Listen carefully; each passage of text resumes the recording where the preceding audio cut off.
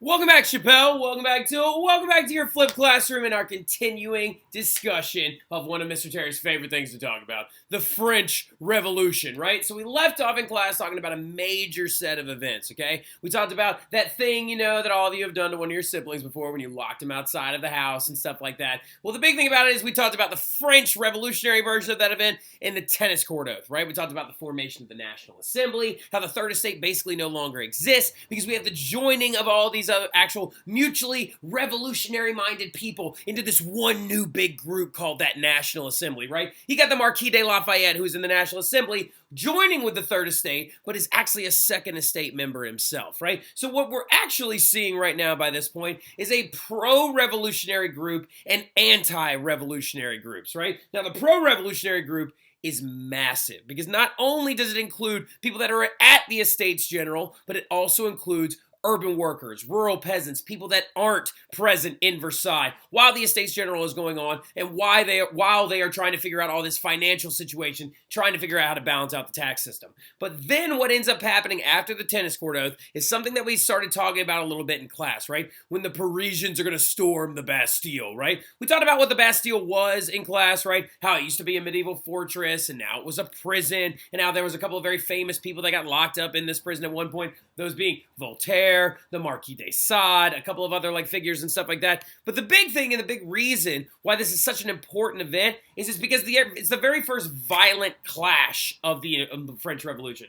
The way I would relate this to it is that this is a lot like the firing of the shots at Lexington and Concord in the American Revolution, right? This is that shot heard round the world. This is the moment where it is there is no turning back and we are now moving towards a revolution, which will be violent, which will have an overthrow of the government, a replacement of the government, and a lot of big transitions going forward, right? So the big thing about it that you need to understand is take a second to put yourself in the mindset of an urban worker or a regular person or maybe a bourgeois member that's not at the Estates General, but that's stuck in Paris, and they're hearing about everything that's going on. They're hearing about the failure of the Estates General. They're hearing about the tennis court oath and how things are just not going very well at the Estates General whatsoever. So everyone's starting to get a little bit uneasy, right? They're starting to get a little freaked out. They're hearing that things aren't progressing, and they're starting to just really wonder, are we going to pull this off? What's going to happen, right? What's going to happen? Are they just going to keep doing the same thing they've always done while we have people starving from poor harvests and stuff like that in a country that has absolutely no money?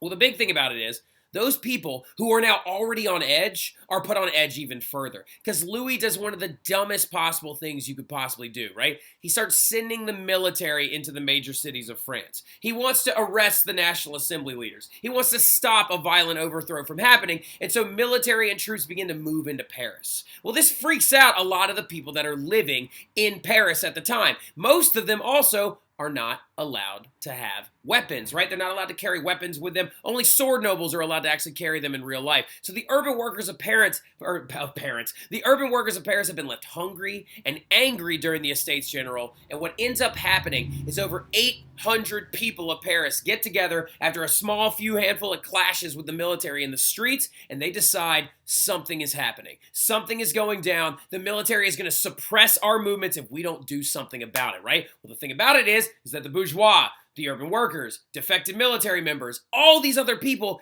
get together in a giant group of over 800 people, a mob, if you will, and they're like, there's one thing we don't have. We don't have weapons, right? So they want to figure out a way to get weapons in their hands so they can protect themselves if the military starts getting a little feisty. So the place that they go and raid is this place called the Hotel des Invalides. Now some of you are like, but wait a minute, Mr. Terry, the title of this is called The Storming of the Bastille. Why aren't we talking about the Bastille yet? Well, the biggest thing you need to understand is that when most teachers teach this, they only teach about the storming of the Bastille. I'm Mr. Terry. I'm going to tell you what actually happened on these big few days, okay? So the Hotel des Invalides is the first place that the mob actually storms, right? What it was it was a retirement home for French military officers. It's still in Paris to this day. It's an absolutely beautiful complex, right? It's also to this day where Napoleon Bonaparte's gravesite is. Actually, also his horse is buried there as well. Well, not buried. He's articulated, but that's a whole other thing. So the thing about it, though, when we're looking at it, is that the poor people, the urban workers, the revolutionary-minded people that hear the Estates General is going poorly, that need weapons, would think,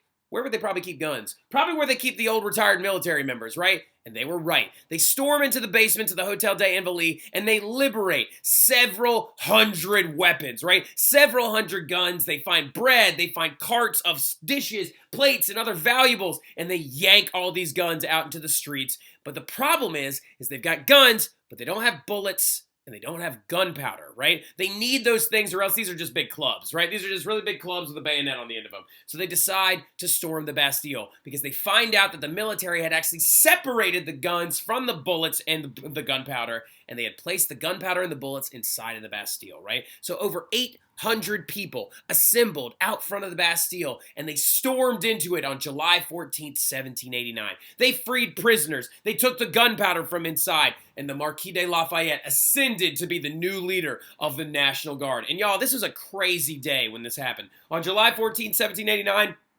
when they raided the Bastille, there was actually about 80 people defending it, right? Against a crowd of almost 800 to 900 people, right? About 80 people defended some Swiss mercenaries, old retired military workers and stuff like that. And there was like this giant drawbridge that could keep you out of the Bastille and stuff like that. But revolutionary people, under the guidance of Marquis de Lafayette, went up to the top, sawed the chains off and stuff like that, and the drawbridge came crashing down and actually killed one of the revolutionary stormers and stuff like that. He was crushed underneath the drawbridge. They negotiated with the warden that was inside the Bastille by slipping notes through cracks in a door and stuff like that. And they eventually pulled the warden and his assistants out into the streets, where they then cut their heads off and put them on sticks and paraded around Paris with them with their new gunpowder and their new bullets. And they also set fire to the Bastille with these new heads on sticks and stuff like that and destroyed it forever. And to this day, the Bastille no longer exists, but the remembrance of the Bastille is celebrated every single year, right? On July 14th, 1789, they remember the storming of the Bastille by shooting off fireworks in Paris and having jets fly over and celebrating it much like we do the 4th of July in the United States, right? Isn't that really, really cool? This big moment, right? We have the signing of the Declaration of Independence with fireworks. They have the burning down of a prison that they actually celebrate with fireworks, right? So the revolution is now officially begun, right? And there's three big things that you need to know about the image of the revolution and stuff like that, where it's going, how you know what's going to be happening and stuff like that. Now, the two first big things that we got to talk about, you need to jot these things down in whatever form you feel like, right? The first thing that we're going to actually do is we're going to jot down the three guiding words of the revolution, right? The Revolutionary Party and the revolutionary people, the National Assembly that hates Louis's guts right now and has now officially started the revolution,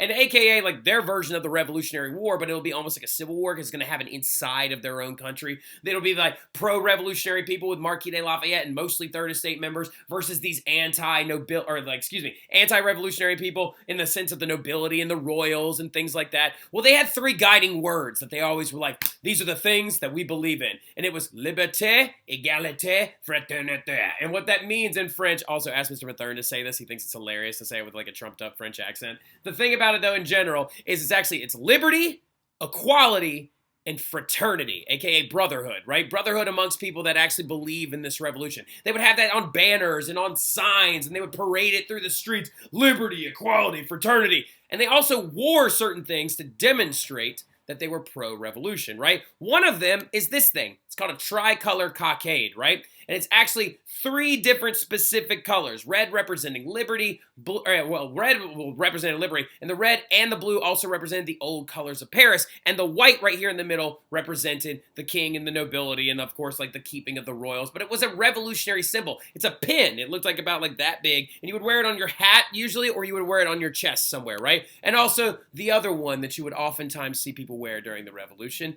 is a red liberty cap, right? They would actually wear a red cap that was designed to be actually a specific color, one being that of red. And also what's really, really cool is you can actually see this red liberty cap in the United States of America. If you look at the Senate seal of the U.S., this image of a red kind of like Smurf looking hat kind of a thing has actually always been very, very big as representing liberty. As you can see one right there on the United States Senate seal, right? So this image of that red cap has been around for a really long time. It actually is descendant of ancient Rome. Ancient Roman slaves, when they were freed, were given one of these caps to wear to demonstrate that they were no longer a slave anymore, right? And so the French Revolution is like, we will take ownership of this image and we will no longer be slaves to our former oppressive government government under the rulership of the Bourbons, and we demand liberty, equality, fraternity, right? Knowing those images is really, really big to your understanding of this revolution, right? So once this began, though, once the storming of the Bastille has happened and everything starts going down, a new document is written as well,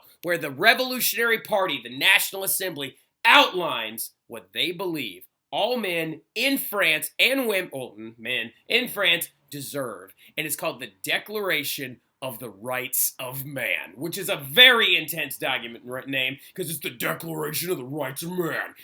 And citizenry, unfortunately, right? When actually you look at the document name itself, it goes the Declaration of the Rights of Man.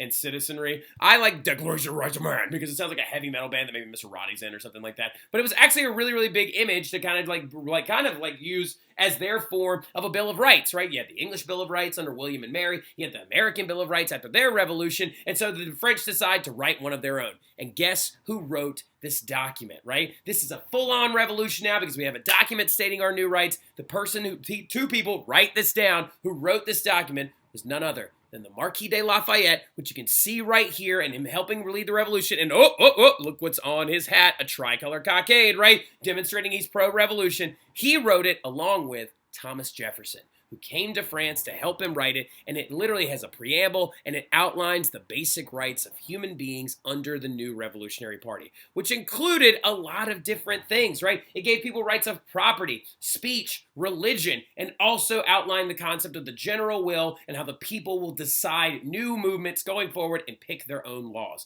The Declaration of the Rights of Man is a document that sets up everyone's new rights, and it created a country controlled by the general will of good, right? Talking about how the people will decide the direction of their country rather than the royals, right? Examples of these include all kinds of stuff, like I just said, the rights to own property, the rights to have freedom of speech, the right to choose your religion, the right of every man under this new country and under this new revolution, right? So you'll see them on the test, and you need to know that they're coming from France, right? However, big thing it needed to actually have to happen to it, right? One, the king's got to sign it, right? Like so, because if he doesn't sign it, then what's going to happen? Well, a whole lot of nothing. It's going to be an ineffectual document whatsoever, right? And so two, it also didn't get rid of the king. It actually said that Louis would stay the king, right? But this would set up a constitutional monarchy rather than an absolute monarchy like France had had for so long. So do me a favor, write that down real quick, right? What this would do would keep Louis, this document, the Declaration of the Rights of Man, with all of its new rights and freedoms inside of it,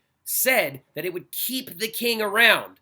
But it also said he has to actually rule with the guidance of the people, right? Alluding to a legislative body that would eventually form out of the National Assembly, right? So when we're looking at this as well, it guaranteed those rights of liberty and equality and fraternity, and you got all this different stuff going down in Paris, right? The focal point of this revolution at this point, as of July 14, 1789, it's all going down in Paris, right? It's all happening in Paris. But the revolution is going to begin to spread, right? Once the Declaration of the Rights of Man is actually written and stuff like that, the revolution begins to spread out into the countryside, right? And in the countryside, you would think it would be peaceful like this during the revolution, but it wasn't. When the French Revolution started, the countryside descended into this. Fires, chaos, people, the rural peasants burning down the homes of wealthy nobles and stuff like that, destroying anything they could find and also stealing anything they could get their hands on. And this event was known as the Great Fear, right? Do me a favor, highlight Great Fear, underline Great Fear, circle Great Fear. Kids oftentimes forget this, all right? So the Great Fear was this big period that happened from right when the storming of the Bastille happened to about August of 1789, right? And there were riots in the countryside. Huge, massive riots where people were burning down the homes of the wealthy nobles and all this stuff. And the rural peasants were beginning to burn houses, steal items, burn feudal contracts and stuff like that. Things are getting out of hand. What is this a sign of, though? This is a sign of the violence of the revolution and its spread into all classes of society. This is a sign that this revolution is now going countrywide rather than being a small, isolated incident inside of Paris. This is a sign that this is no longer just a revolt, it's a revolution, right? Okay, which is a really, really, really big thing because actually, right before this, one of the king's men went up to him and the king was like, "Oh my God, what is it? Is it a riot?" is what Louis asked him. And then one of the king's ministers said, "No, sir. it's a revolution because the Great Fear had already began, right? And it's also showing us, too, that poor people are getting involved and that the rural peasants are getting involved. And now the revolution has spread to all classes. So if you're the National Assembly, what do? Do you just let them keep going out there and burning everything to the ground and freaking out? No.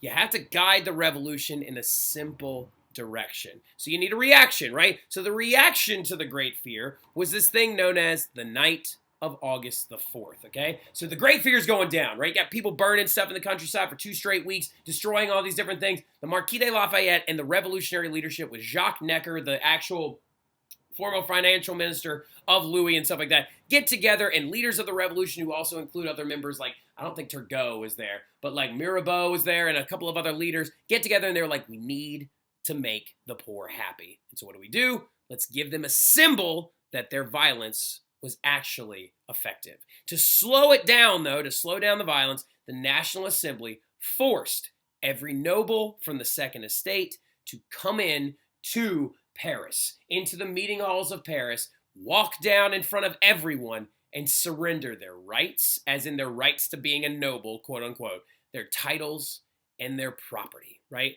And on the night of August the 4th, the Second Estate was eradicated. No longer were there nobles anymore in France. No longer were they a part of anything at all. This is a huge moment because what has just happened is feudalism has been formally abolished inside of France. This is a really big moment because they are the very first country to formally eradicate feudalism. And we talked about feudalism for units on units on units on units on units. We have been discussing feudalism for days and days and days and classes and classes and classes and weeks and weeks and weeks. Everyone in this class should know what feudalism is and how it's basically economic slavery. And so what they did is that the National Assembly got rid of it and abolished feudalism in one single night. That is absolutely wild. And it was a direct reaction to that Great Fear moment, right? So now all this stuff is going on. Everything's happening in Paris. Everything's going down. Everything's like spreading into the countryside. But there's one big thing that still has yet to occur. One thing has still not happened yet, right? And it's the fact that Louis is ignoring the revolution, right? He's living in Versailles with his family, with Marie and his kids and stuff like that. They're hanging out there. And he also has yet to ratify a very important document, the Declaration of the Rights of Man, right? He knows the Great Fear is happening. He knows nobles pretty much no longer exist because feudalism has been formally abolished. But he's hiding in Versailles. And then one of the biggest events that could ever happen in the French Revolution occurs on a night in October, right? When an actual rumor started going around, right? So all this different stuff's happening. Feudalism's now formally abolished. Night of August 4th's going down. All that big stuff. Well, what has occurred, though, is rumors are starting to spread throughout France, particularly in Paris, that things are not getting done fast enough, that Louis has not signed the Declaration of the Rights of Man yet. And also, there's still another big problem. People are still starving, right? People are still very, very hungry, right? And so what ends up going down, though, is a lot of these different letters and pamphlets start going around. One written by this guy who formerly actually was living in a sewer and stuff like that. And we'll get to that guy later on and stuff like that. Everybody knows Marat. Nobody ever forgets Jean-Paul Marat. But the big thing about it, though, is a pamphlet starts going around that Louis not only is hiding in Versailles, but he's eating well. And his family is nourished, and they don't want for anything, and he's having parties even, right? And then also what they hear is that apparently one night at a party, Louis ripped down a tricolor cockade off someone's chest, one of the little pins, threw it onto the ground, and stomped on it in front of everybody. Well, the next morning after this pamphlet goes out, you'd expect crowds of men to be waiting to go and storm Versailles and stuff like that. But actually, that's not who showed up. It was a crowd of women, right? A crowd of women, because by October they are restless and they are mad, and a huge group of women showed up in front of the Marquis de Lafayette's fort where he actually held the National Assembly militia and stuff like that. They showed up and they were like, the thing about this pamphlet that makes us mad more than anything else is that he has access to food, and our children are going hungry. So a bunch of angry moms rolled up, right? They got problems on their hands. The king has still not signed things. They are hungry. They are angry. So this huge band of angry mothers walked up and decided that they wanted to march 6 hours through the rain to Versailles, and they want to storm the palace and force the king to return to Paris, right? Now, the big thing about it is we will tell the whole story about this big event in class because I only got about 40 more seconds to actually talk about this stuff, but it's going to be big, right? The Marquis de Lafayette's involved. All these women are super angry and really intense and really like mad, and they want to walk all the way to Versailles, and they want to get every piece of bread out of there. They want to feed their kids, and they want to help their families, right? But we'll talk about all that stuff in our next class. I'll see y'all soon. Y'all have a good one.